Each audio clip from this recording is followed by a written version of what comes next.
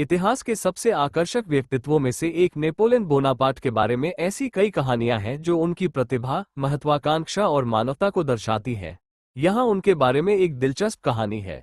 गुम हुई टोपी का रहस्य। 1798 में मिस्र में नेपोलियन के अभियान के दौरान उसे और उसकी सेना को भयंकर रेगिस्तानी गर्मी और स्थानीय रीति रिवाजों से अप्रत्याशित मुठभेड़ का सामना करना पड़ा। नेपोलियन अपनी प्रतिष्ठित बाइकोन टोपी के लिए जाने जाते थे, जिसे वह युद्ध और सार्वजनिक रूप से पहनते थे, जिससे यह उनकी पहचान का प्रतीक बन गया। एक दिन पिरामिड के पास सैनिकों का निरीक्षण करते समय नेपोलियन ने भीषण गर्मी के कारण अपनी टोपी उतारने का फैसला किया। उसने इसे एक स्थानीय सहयोगी को सौंप दिया, जो इसके महत्व से अनजान था। उसने अनजाने में इसे एक ऊंट के पास रख दिया।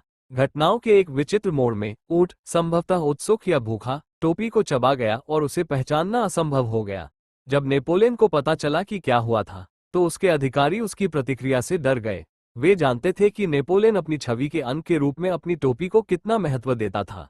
हालांकि क्रोधित होने के बजाय नेपोलियन ने कथित तौर पर हंसते हुए कहा, यहाँ तक कि मिस्र के ऊंट भी यूरोपीय महत्वाकांक्षा का स्वाद पहचानते हैं।